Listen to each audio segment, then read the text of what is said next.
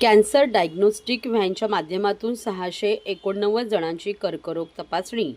असंसर्गजन्य व्याधींमध्ये कर्करोगाचे वाढते प्रमाण लक्षात घेऊन ठाणे महानगरपालिका कार्यक्षेत्रात 2 ते 6 मे या कालावधीत कॅन्सर डायग्नोस्टिक व्हॅनमार्फत झोपडपट्टी विभागात राहणाऱ्या नागरिकांची मुख कर्करोग, स्तन कर्करोग व गर्भाशय मुख कर्करोग तपासणी करण्यात आली. या 30 वर्षावरील महिला व पुरुषांची तपासणी करण्यात आली असून 320 जणांना मुख कर्करोग तपासणी, 186 जणांची स्तन कर्करोग तपासणी, 183 जणांना ची गर्भाशय मुख कर्करोग तपासणी करून घेतली. एकूण 689 नागरिकांनी या तपासणीचा लाभ घेतला.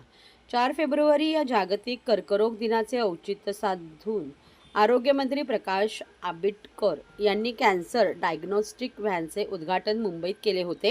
ही व्हॅन संपूर्ण महाराष्ट्रभर फिरणार असून 2 मे ते 6 मे या कालावधीत ठाणे महापालिका कार्यक्षेत्रात या व्हॅनमार्फत तपासणीचा दौरा आयोजित करण्यात आला होता. 2 मे रोजी रोझा गार्डनिया नागरी प्राथमिक आरोग्य केंद्रात या व्हॅनचे उद्घाटन जिल्हा शल्य चिकित्सक डॉक्टर कैलास पवार यांच्या हस्ते, उप-आयुक्त आरोग्य ठाणे महानगरपालिका श्री उमेश बिरारी, वैद्यकीय आरोग्य अधिकारी डॉक्टर चेतना नितलके व माता व बालसंगोपन अधिकारी डॉक्टर वर्षा हेमंत ससाणे यांच्या उपस्थितीत करण्यात आले. ही व्हॅन कर्करोगाची तपासणी करण्यासाठी आवश्यक असलेल्या उपकरणांनी सुसज्ज असून यामध्ये मुख कर्करोगाच्या तपासणीसाठी डेंटल चेअर व बायोप्सी घेण्यासाठीची आवश्यक उपकरणे, तसेच गर्भाशय मुख कर्करोगाच्या तपासणीसाठी पॅप स्मिअर व व्हाया तपासणी तसेच स्तन कर्करोग बायोप्सीसाठी आवश्यक असलेले उपकरणे उपलब्ध आहेत.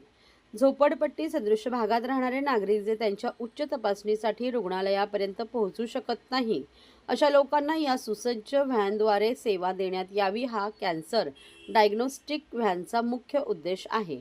ही व्हॅन प्रथम नागरी प्राथमिक आरोग्य केंद्र रोझा गार्डेनिया, CR वाडिया, किसननगर असा दौरा करत अखेरीस लोकमान्य कोरस या नागरी प्राथमिक आरोग्य केंद्रात आली. या व्हॅनमार्फत तपासणी करण्यात आलेल्या महिलांपैकी 131 महिलांची पॅप स्मिअर तपासणी व 39 महिलांची व्हाया तपासणी करण्यात आली. तसेच 7 पुरुष व 1 महिलेची मुख कर्करोगाच्या निदानाकरिता बायोप्सी करण्यात आली. सदर तपासणीत 3 पुरुष आणि 10 महिला या संशयित रुग्णांना नजीकच्या रुग्णालयात पुढील उपचारासाठी पाठवण्यात आले असून त्यांना देण्यात येणाऱ्या उपचारांचा पाठपुरावा संबंधित नागरी प्राथमिक आरोग्य केंद्रामार्फत करण्यात येईल, असे माता बालसंगोपन अधिकारी डॉक्टर वर्षा ससाणे यांनी सांगितले.